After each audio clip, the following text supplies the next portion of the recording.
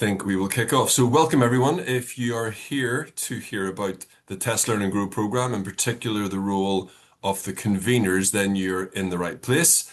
I'm Andrew Laird. I'm the Chief Executive of Mutual Ventures. We're a consultancy that works with public services at a national and local level, and we try very hard to apply the principles of Test Learn and Grow to our work. I'm joined by an amazing panel today. I've got Nick Kimber, the Director of Public Service Reform at Cabinet Office.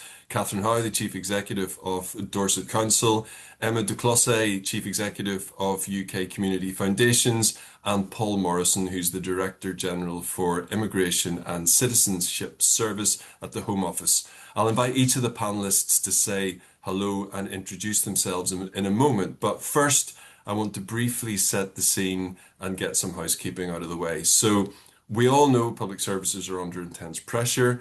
There is growing recognition that traditional reform approaches are not enough. The challenges facing communities are complex, they're interconnected, and they're deeply rooted in place. For people with complex needs, services that continue to work in silos are of limited use when it comes to solving their underlying challenges. And these challenges cannot be solved through policy design in Whitehall alone, but equally, there is a limit to the wider impact that can be gained by places running their own isolated experiments. So there is need for some join up there. And so the Test, Learn and Grow program aims to bring the centre of government closer to places and communities. And a key point of that is creating faster cycles of testing, learning, and then creating the environment where ideas that work can be shared. And the role of the Test, Learn and Grow conveners is central to this next phase of the program. But I will say no more on that because we have the conveners themselves here and they can speak for themselves. So in terms of housekeeping, we are recording this, so you can all relax and listen. You can also submit questions using the Q&A function, which should be at the bottom of your screen. And I think that is all in terms of housekeeping. So what I'm going to do is just invite the panelists to introduce themselves and say hello. So Catherine, can I come to you first? Hi there. So I'm Catherine Howe, Chief Executive of Dorset, and yes, proud convener, which we'll explain in a second. Fantastic. And then Emma. Thanks. Emma Duclosse, Chief Exec of UK Community Foundations, which brings together 47 place-based funders all around the UK. I also am a recovering Cabinet Office civil servant, which has a bearing on my role here. Fantastic. And Paul. So I'm Paul, as you said, Andrew, Director General of the Immigration Citizenship Service in the Home Office. That's responsible for visas, passports, refugee resettlement, citizenship. But delighted to be a convener here and talking to you all. Fantastic. And then Nick, if you could introduce yourself and then go straight into giving us a brief overview for those who maybe are listening and don't know of what the Test, Learn and Grow program is. Yeah, thanks, Andrew. So I'm Nick, I'm Director of Public Service Reform in Cabinet Office. I lead the Test, Learn and Grow programme. 15 months or so in central government in Cabinet Office, but 15 years in local government. So my hinterland is place and all the things that stands for. I think the way that I would describe Test, Learn and Grow is sort of in two ways. One is a sort of an approach and one is a programme. And then I'll talk about the sort of centrality of the movement building and the really exciting role of the conveners in that. So as an approach, Test and Learn is about starting small. It prioritises learning and adaptation. It's inherently about combining things, different skill sets, different tiers of the state. And one of the most important things that I think it does is try and close the gap between policy intent and delivery and what happens on the ground. I think we probably all agree that that is like a chronic issue in the way that we make policy in this country. And I think we can and should do better around that. And it's these sort of ways of working and approaches that Test, Learn and Grow is trying to pioneer, codify, make more of that stuff happen in more places, make it really kind of central to the system and the way that we do things. So the way that we kind of make that case, make it happen, is through this program. So the program is probably about 12 months old, depending on how you can't count when we started. And it's got kind of three main elements. One is doing test and learn. So we have teams on the ground working in an integrated way with 10 place partners who are working through cycles of testing against kind of key areas of policy and delivery. So doing the work, learning about how you do the work, and talking about it as openly as we possibly can.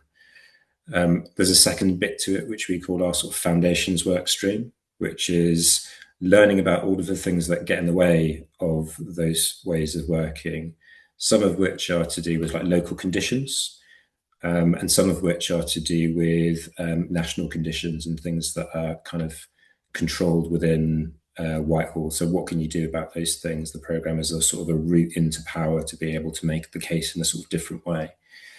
And then finally, and probably most importantly for this conversation, we talk quite a lot about movement building. So that's building coalitions of people who want to work in these ways and doing it in as broad church a way as we possibly can.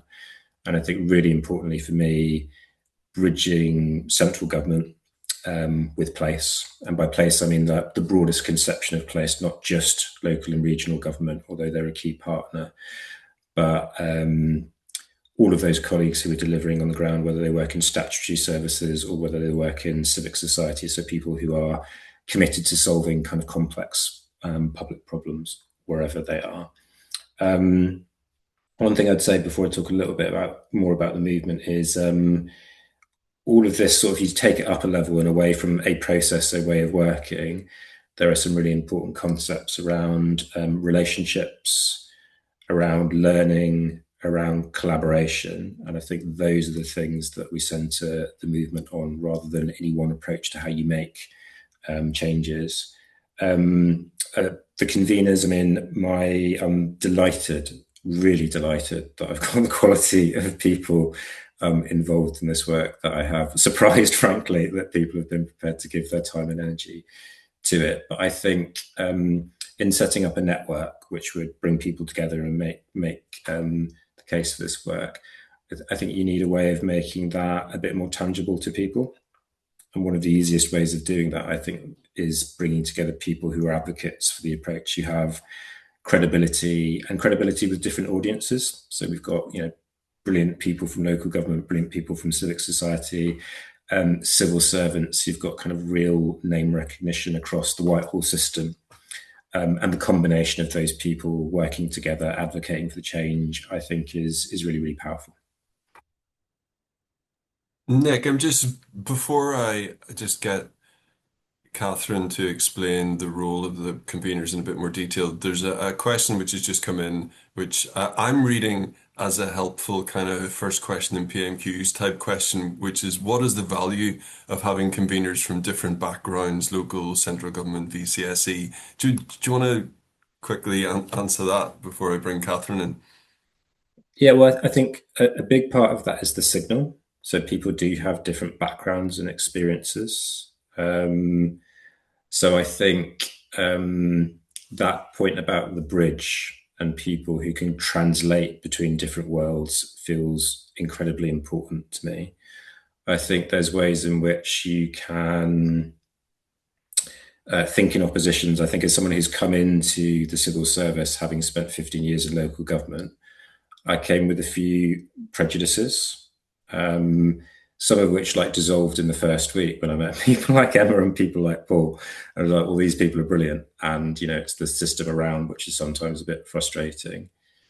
So I think that combination and thinking about change and the public sector in the broadest possible way. So not about the 500,000 civil servants or those people who work in local government, but the 5 million or so people who are committed in different ways to solving public problems. That feels kind of really, really important to me.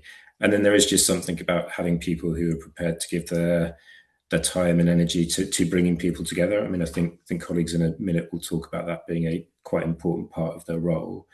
So having people who, that's their jam also is really, really important. Thank you very much, Nick. Catherine, I wonder, would you mind explaining to people your understanding of the origin of the convener role? Because a lot of people listening will be familiar with the traditional approach to central government reform programs, and this role of convener is a new thing as far as I'm aware. Would you mind just explaining to people what that role's all about? Yeah, no, certainly. And I think fellow conveners will chip in if they think I'm going off in the wrong direction. I think, and one of the things that attracted me to this is that you're not going to create something new with old ways of working. And actually, that process of the grow bit, which is how are you going to be able to make a systemic shift in the way that we do things? And so the role of convener, I think, is a bridge. It's the bridge between the particular experiments, but the huge ambition, which is how do we paradigm shift here? How do we do things radically differently? And the strengths of having a group of conveners who come from different places allows us to both be around the question of how do you grow, and allows us to be able to organise in different communities in order to come together. Because there's a really brilliant book called The Revolution is an Endless Meeting. So social movements are a collection of people who passionately believe something, who come together with a singular purpose. And I think the role of the conveners is to bridge between the things that people are really interested in and the great experiments that are happening, but to help it have that cut through an impact of how does this actually get us over the line in terms of that paradigm shift. And I think we're still experimenting with how we're going to do that. But I think that's the role that we play in the system. Make sure that we're on track to what's the big thing we're trying to create together, but how do we knit together kind of like the wisdom of the crowd as people are experimenting at scale, in place, and across the system. Thank you very much. And then just Catherine, sticking with you, you're obviously a council chief exec. When you are thinking about your role as a convener, are you intending to have a particular area of focus, or are there things that you really want to achieve from this role? So like focus is hard because everything's interesting. But for me, I've got an unusual background as a chief executive because I'm a technologist by trade, and then I've got sort of a deep practitioner background around sort of participation and democratic innovation. So I kind of come out to this as an experimenter to start with. But for me, is that we need to be able to stop doing the modern things independently and disconnected, and we start need to do them all at the same time with a bit of intention. And so I think the thing that I'm after is, and I'm in my organisation, how do you shift paradigms? How do you move from a sort of a disconnected industrial new public management machine into modern relational public services?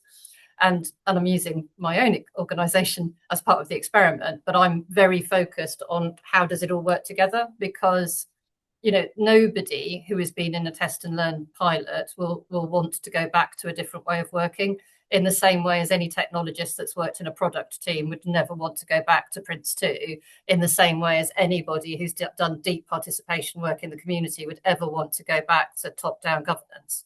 So we all know that when you're in it, it's incredible. But what we haven't done is created the system conditions where actually those experiments are going to thrive. So the privilege of being a chief executive is I can set off all the experiments of all those individual things, but I can work on the system conditions. And that's where my focus is.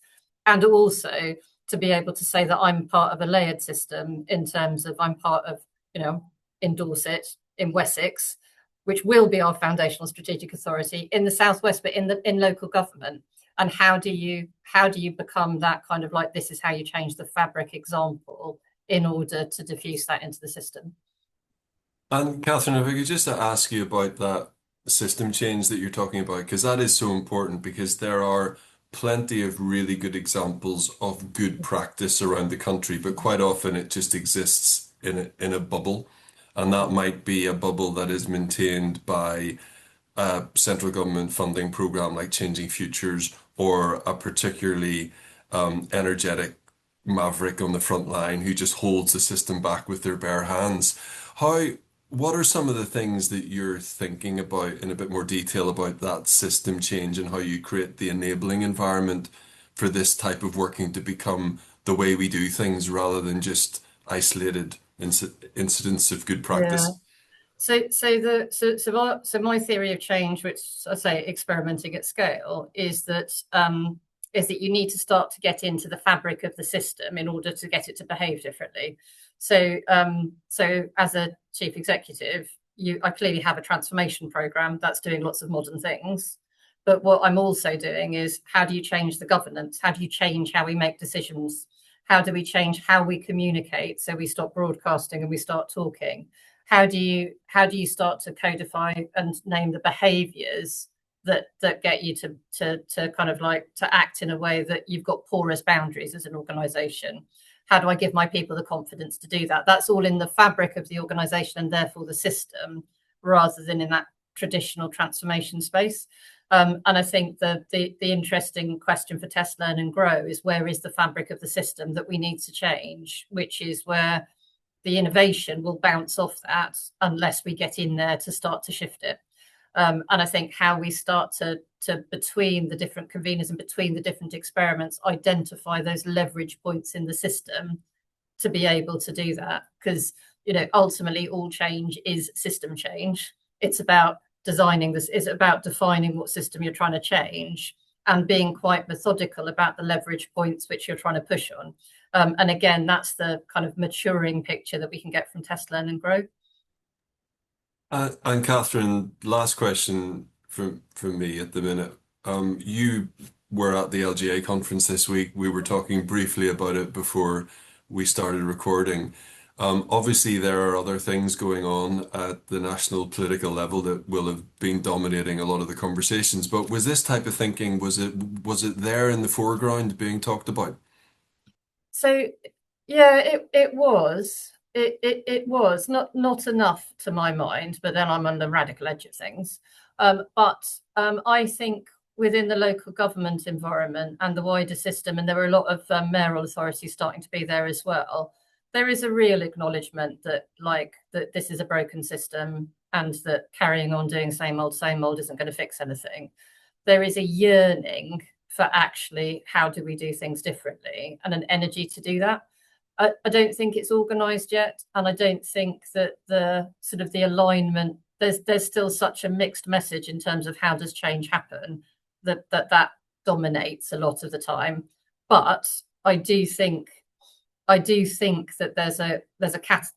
there is something in the wind in terms of people being able, people like me who previously were like the crazy outliers rather than the chief executives.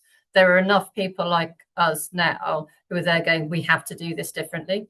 And I think if we can use the opportunity of Test, Learn and Grow to be able to give that the standing into the system leverage points that we're trying to change, this is an incredibly ambitious government with actually a really exciting agenda of possibility, but it desperately needs us to lean into it and show them how to do it in a modern way that actually will achieve that paradigm shift, because they're interested in the outcomes. They're politicians, quite rightly, they're interested in the outcomes.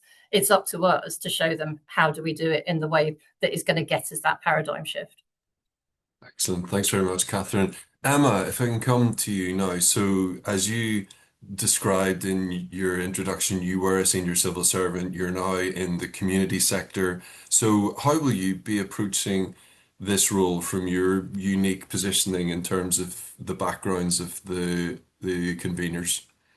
Yeah, thanks, Andrew. And I might start just by picking up one of the questions in the chat, at least for myself, which is that I'm definitely coming to this conversation and to this role as an individual rather than as a representative of my organization. And I think I would say I've got three different hats that I bring to this. As a former civil servant, having spent most of my career in and around the centre of government, so Cabinet Office, Downing Street, with stints in other departments as well, I'm really struck by how powerless you can feel sometimes if you can see something that isn't working, but the system and the processes feel very stacked against you. And I think there's something incredibly powerful about the movement building and the coalition building aspect of Test, Learn and Grow, which connects up all of the people that might be feeling that way and legitimizes the existence of alternatives. And the more people that you connect and the more people that you sort of reveal those alternatives to, the greater the likelihood that they can become something that is seriously discussed at senior levels and can be properly adopted with time. So exactly as Catherine said, people who have experience with these approaches, people who have seen them working on the ground, tend to be very committed enthusiasts, but there just aren't enough of those people, and they're not banding together effectively in the way that is required to create systemic and cultural change. So I see this is a real opportunity to do that, and I care about it as much as from the perspective of being a former civil servant who has lived the experience of wanting to do better, wanting to be better as an institution, and believing that we can, but not finding mechanisms to connect into that made it feel possible. So this to me feels like a really hopeful initiative, and the community that has already started building feels like it's sort of fizzing with energy and possibility, and people that have worked close to politics will recognise that there are moments where it feels like stars are aligning and that things become possible that previously weren't possible, that the Overton window has shifted. And it feels like we're entering a period like that, and it is a great time to be trying to convene this community. I think the second hat that I bring to this is as a member of the Civil Society Council, which was established earlier in the year by Downing Street to help implement something called the Civil Society Covenant. So some of you will be aware of this, some of you won't, but this is a sort of declaration by the government of how it wants to work with civil society. And at the heart of that is really respecting the expertise and the insight that civil society partners can bring, a commitment to involving them earlier in policy discussions. And it feels to me like having civil society at the table nationally is a really important part of putting that covenant into practice. So I'm really pleased to be able to do that in this role. And then thirdly, as community foundations, we have relationships in place, typically at the county level. In England, we mostly operate at the county level. So there's a Dorset Community Foundation, there's one in Manchester, and then we have one each in the devolved administrations. And they could contribute convening power locally that might be complementary and different to what the council is able to do on the ground. And I'm keen that we leverage that network of relationships and expertise to help activate a wider set of partners on the ground. Thanks, Emma. And I loved your reference to the Overton window there. And I think that reflects what Catherine was saying as well, as to how more radical thinking a few years ago is now becoming a bit more mainstream thanks to the work of Nick and others in Cabinet Office. And that's amazing to see. Just want to pick up on one of the questions which has come in about how you ensure system change is sustainable in the long term, and what can charities, councils, and central government do? If you take the kind of community sector, what the role of the community sector will be in trying to make this kind of change sustainable? Yeah, I think it's for me, sustainability comes back to trust in place. You have to take the time to build deep, mutually respectful relationships where you are acknowledging the strengths that different parties bring to bear, despite what government tenders might sort of have you believe. That can't be built overnight. That takes time. You have to go step by step. You have to go brick by brick.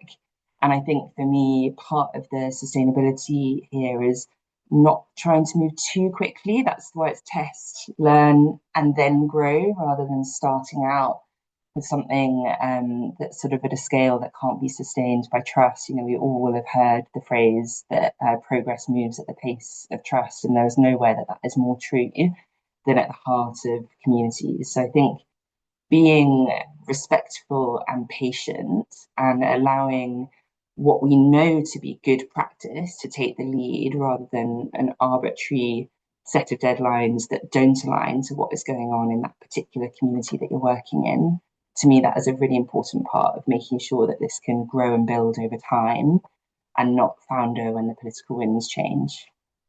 Thank you, Emma. And just before I bring Paul in, Nick, if you wouldn't mind picking up the other part of that question, which is the role of central government. Now, you have outlined that, but just be really helpful for people to get an idea of what you think central government can do and what it shouldn't do, and actually is the responsibility of other parts of the sector.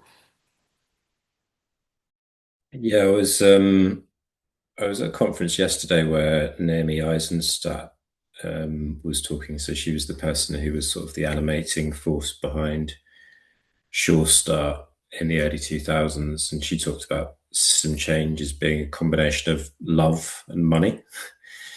So the love I interpreted as being about like relationships and connection and how you strengthen those in all sorts of different ways across the system, which is about like culture, leadership, convening.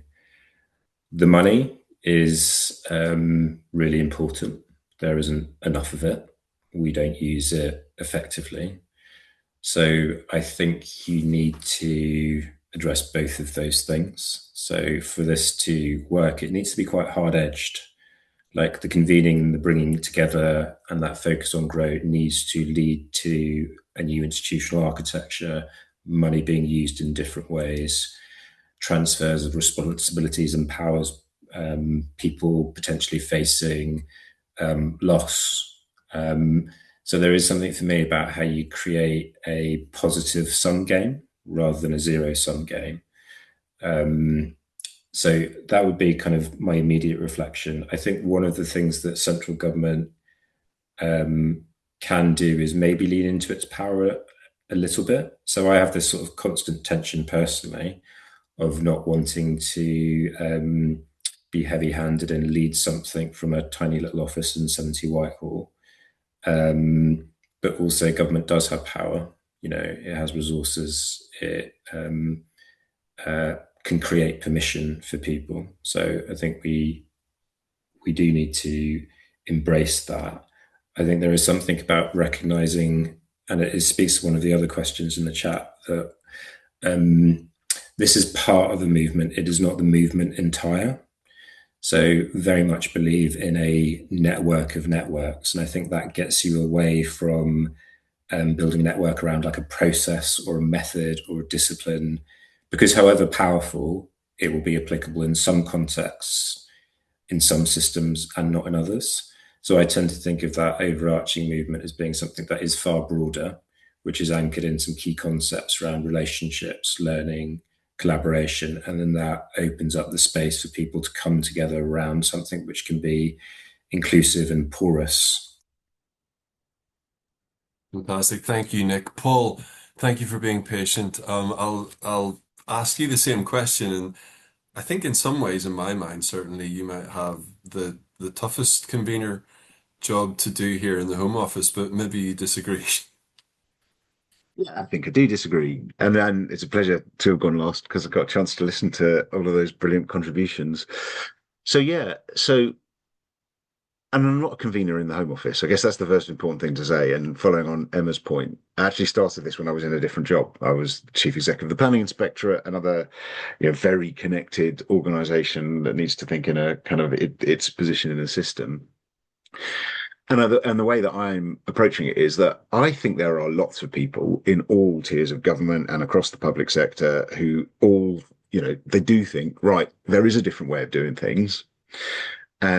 And I have now, and the reason why I'm here is because I've had direct experience of doing things in a different way. And the stories I've told previously on this podcast and elsewhere around, for example, programs to bring refugees initially from Syria 10 years ago, and then more latterly from Ukraine, where I genuinely didn't know how to do it. It was at a scale and an experience of opening up a room and talking to local government and civil society around how to do the thing, and then ultimately, communities themselves hosting refugees.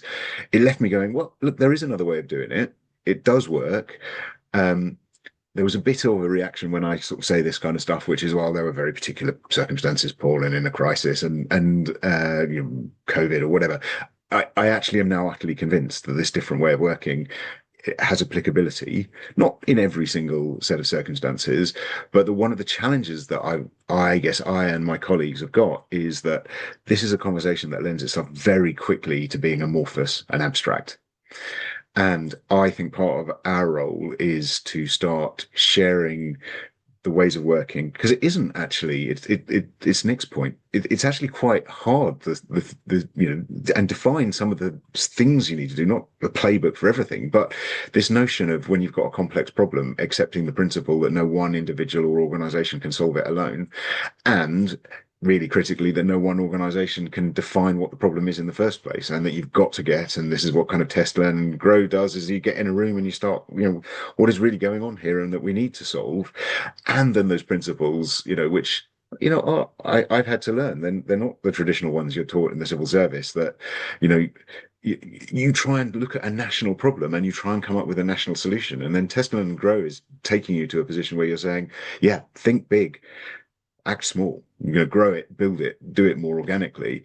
And I think part of the challenge is filling that gap where we've got people who do see that there is a case for doing things differently, but what is it? And some of it is just about, like the test, learn, and grow experiments, but it's not just them. It's not just the things that are mandated through the program that Nick and colleagues lead. It's about connecting the people who are interested in this, because I think, there is a moment where something that seems a bit abstract and as kind of Catherine, you were describing yourself as a bit of an outlier and a bit of a weirdo, as it were, in these kind of things. Eventually, and I self-declared with you on that one, there comes a point when it becomes the behavior and it's normalized. And there's like a tipping point. And I was, reading some theories that it's about, once 25% of that 5 million that Nick is talking about is behaving in this way, where when they're confronted by a complex problem, they're opening the doors to lots of other people giving their solutions, and it's built on trust. And we're not all sitting there in fear of looking like we don't know what we're talking about, or that the things that we say will then be used as a tool to attack us in the media or elsewhere. That's brilliant. So I see part of my role in this convening is to find those people who are interested and connect them, broad connections around and about the place. And I definitely see, the value that we bring. We're all individuals. And so some of the values that I'm a civil servant, 30 years, I've done jobs which have involved engaging with local government, but not been in local government. I not been in the civil society context, not been in the private sector. I have, however, and I am the deputy head of the operational delivery profession, do have, access to a much wider range of people than you might think of when you're having this kind of conversation around central and local government, because most of the people who work for the civil service are not in those policy and strategic roles. And many of those, my colleagues there, they see it really tangibly, this way of working. And I'm often struck by part of the capture and the network that we can attach is people who are there with members of the public. They are forced into this way of working because they know that they can't solve this problem, and they therefore are in a job centre and they have to talk to other agencies, and it comes together. And sometimes I worry that we're doing it in a way that means they're doing that in spite of the system. And I think the more that we can talk about this, give the different ways of working, the really practical skills, thick connections between people, using our existing things, I don't find it the most daunting. I think it's amongst the most exciting, because I think there are lots of people who get it, why we'd want to do this, bit of a sense of what it looks like, but how you actually do it, that's the challenge. That it's safety in numbers, if we can come together and do that together rather than any one person. Thanks, Paul. And there's a question which has come in here, which I think will allow you to unpack some of that a bit more. And I'll read it out verbatim because it's a really well-worded question. But what do you see as the risks in a movement that is defined around a method rather than an outcome? And is there learning from the success or failure of things like agile, deliverology, digital, add new public management into that? And how do we avoid mis-selling test, learn, and grow, and creating cynicism? And if anybody else wants to come in on this as well, please just raise your hand. Yeah, and I think it's a lot of this is about mindset and the way that you view this. So if you take a more traditional, sort of industrialized view of all of this, then what you see Nick is doing is testing things which can then be scaled across the system. And that doesn't work. The ethos and the way of working can be scaled wherever you want it to go. The specifics that have worked, I don't know, in Nottinghamshire here, that's not the point of it. We're not trying to take a thing, prove concept, and then scale it everywhere consistently. Um, I actually think, interestingly enough, I think it is defined by outcome because I think that's what you're trying to get people to do. You're trying to get people to convene around a shared view of a problem and a shared outcome that you're targeting rather than measuring yourself by a set of inputs, which is where things like new public management takes you. So it is definitely not a methodology in and of itself. It's a mindset and ethos. Outcome is a critical part of it. What the outcome is will depend on which of the wicked problems, not even wicked problems, you're focusing on. So I completely accept it. And then the last thing I'd say, you can always fall into the trap with these things of getting into almost like a dogma around which methodology you're adopting. And I hear it all the time, right? This is agile. I do agile. I do waterfall. I do Prince2. I'm a systems engineer. I do it in this way. You're either a systems thinker or you're a silo merchant. The truth is that one of the powers of this kind of convening of bringing together, all different methodologies have their different uses in response to different problems. So just to illustrate that really succinctly, I'm responsible for the passport system. It is the one bit of the system which has gone through a transformation, which people very often say is a bit of the public service that is working really, really well. You do not necessarily want to go all abstract, freeform jazz, get to the root of the problem. We've got a passport system that is working really well and has had lots of innovation in it. But great, you run it on that system. You don't necessarily, you wouldn't do a little test, learn, and grow experiment on the whole totality of the passport system. You might in patches. So this is my thing, don't get too much hung up on the individual methodologies, because part of the beauty of this is all methodologies and professions have a role to play in a test, learn, and grow way of doing things. Thank you very much, Paul. So I'm going to bring in Catherine, then Emma, then Nick. And also, just when you're thinking about that question, there's a couple of other interesting ones there around how this fits with other programs like place-based budgets and changing futures and things like that I know some of you will have thoughts on. But Catherine, would you like to come in? Yeah, so speaking as like one of the one of the digerati from the last go at this, I think my like non-facetiously don't create a cult. So I think one of the problems with and GDS did an incredible job, but it created a cult around agile. It created a really kind of exclusive set of behaviours that I think as a result caused quite a big allergic reaction. And then when you brought them out into local government, it was utterly unachievable because apparently you couldn't have a service designer without a product manager, without this, without, and we couldn't afford all of that. So I think there's a bit about kind of like hold your method more lightly than that, be more inclusive. But the two other things I'd say is the kind of like, I think the other thing that happened is that in the fight for resources, people wanted themselves to be very important.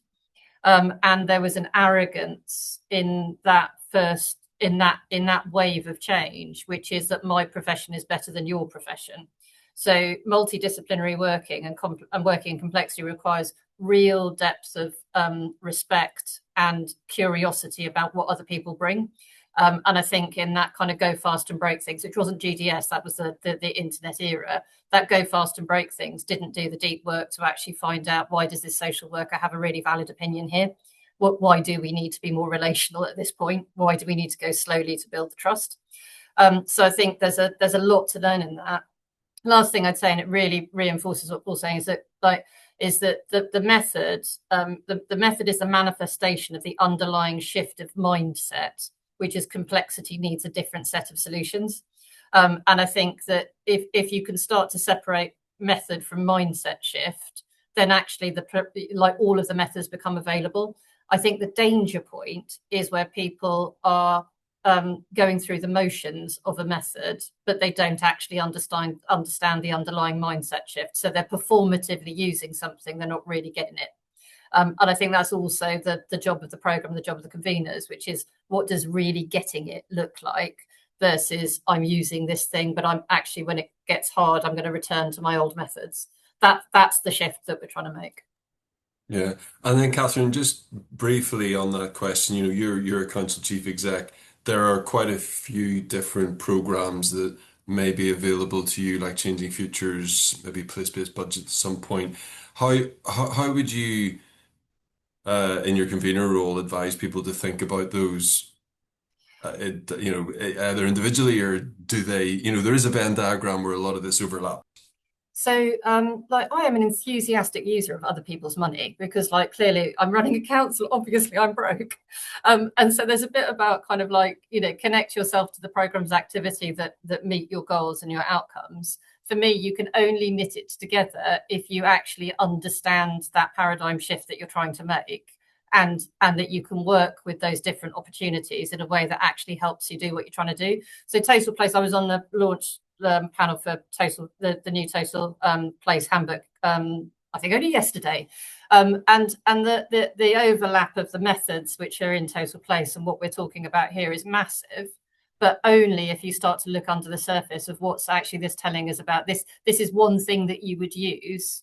In other places, there are other methods that would be more appropriate, but underlying it is we have to face into complexity differently. We have to be thinking about how do we change the system in a fundamentally different way. So I think that I'm back to don't look at the method, look at the underlying mindset shift, and that's where it integrates.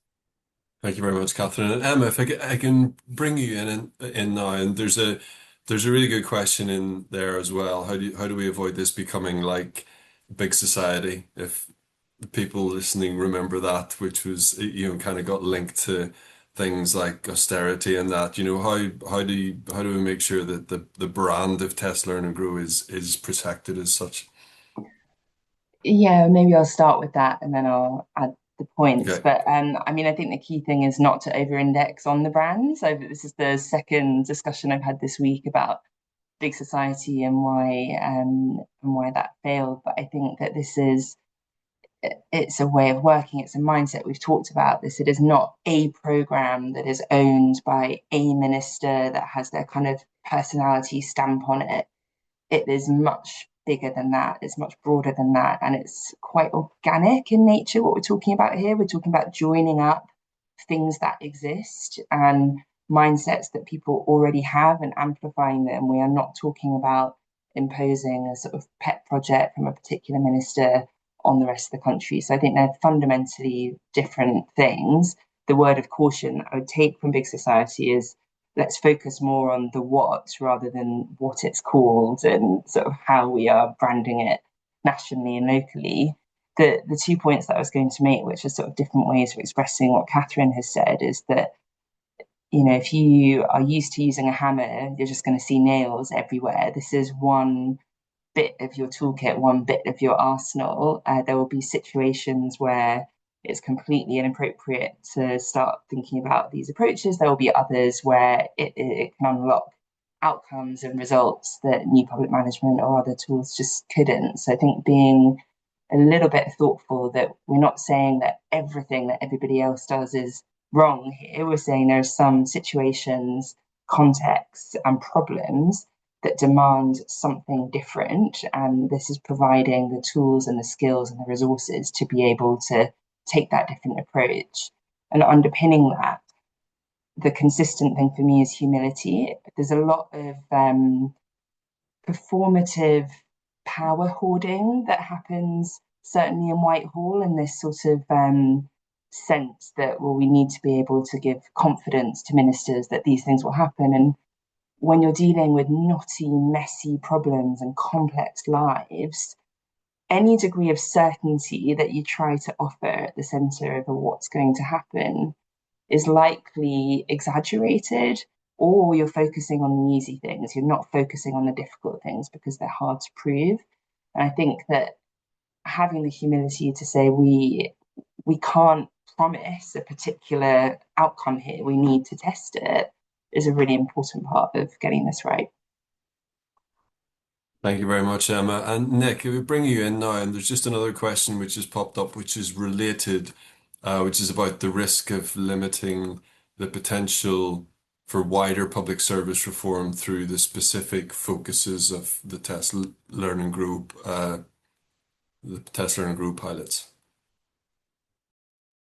Yeah, I would say Test Learn and Grow is only ever a component of a wider approach to public service reform. It is not anything like the entirety of this government's approach or of like the ambition of the sort of wider community. I would never claim that. I think it would be a slightly ridiculous thing to claim. So I think we probably need to like be really explicit that that's true and that we believe it, because I don't deny people's sort of like pause or skepticism or anxiety about that.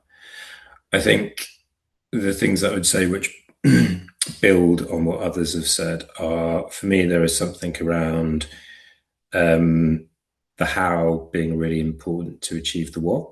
So fundamentally a mindset shift which is in service of outcomes. That is what we all care about ultimately. But as Catherine was saying earlier, it's the job probably of officials and officers and people kind of in the weeds of organizations and systems to think about the ways of working that get you to that outcome.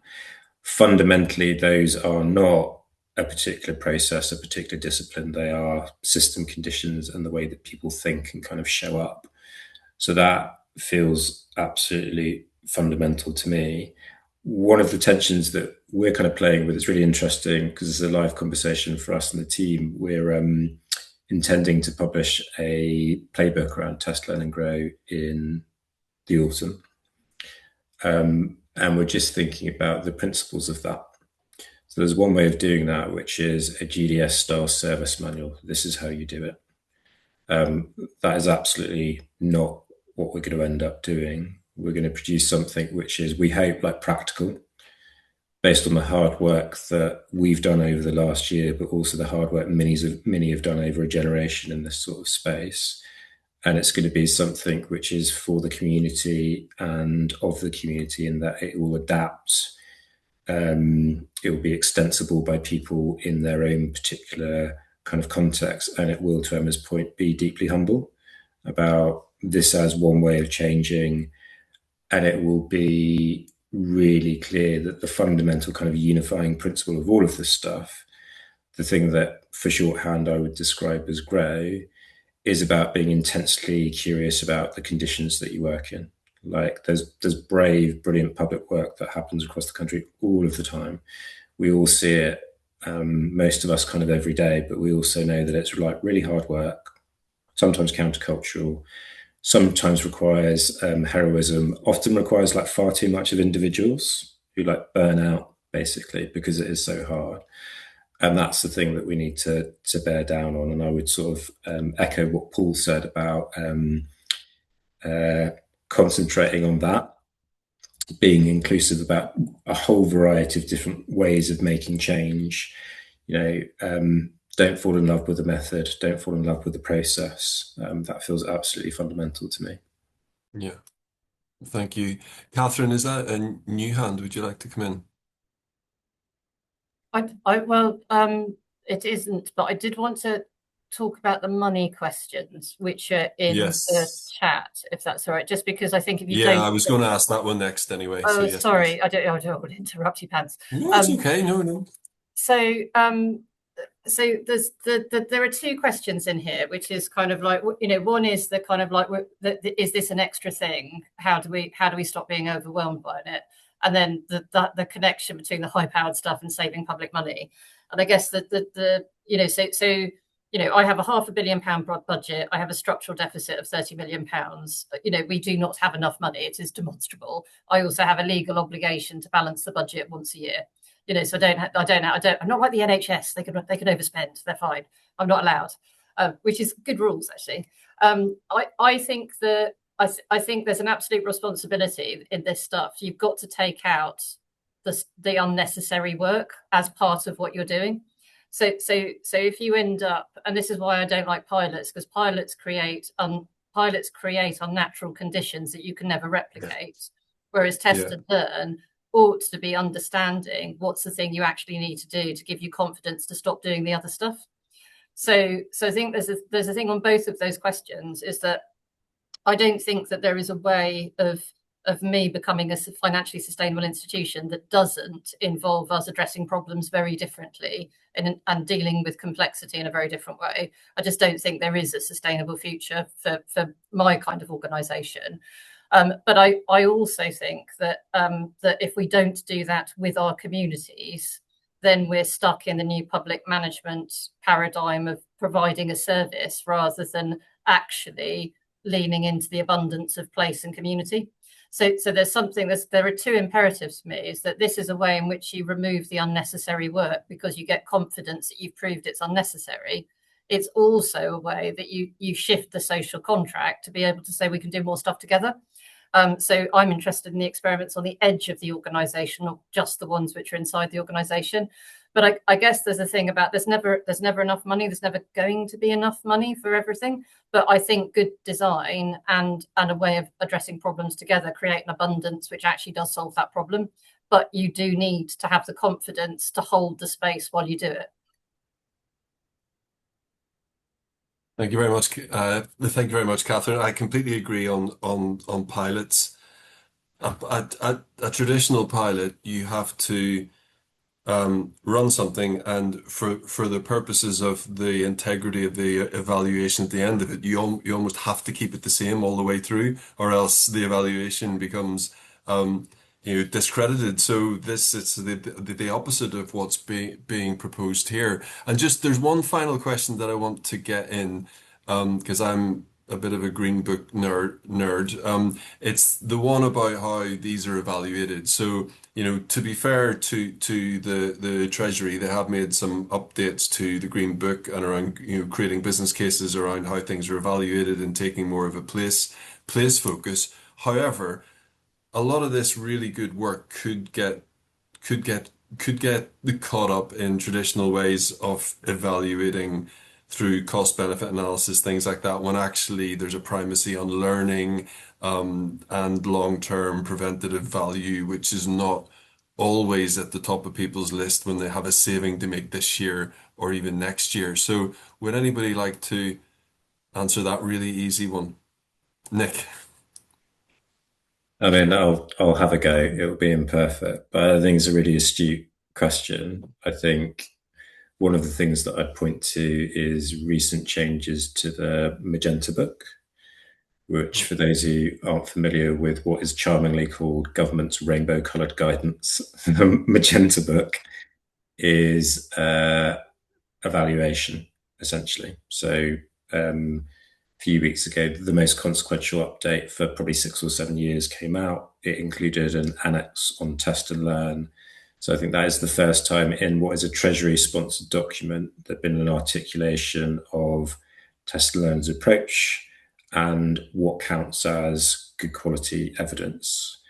I think there is something really interesting for me, going to Catherine's point at the beginning around the level of resource in local and regional government, that you need to apply these approaches proportionately. Otherwise, you end up not applying them at all. So if it can't be inclusive and people can't see a way of applying that in their system, I think it's kind of problematic.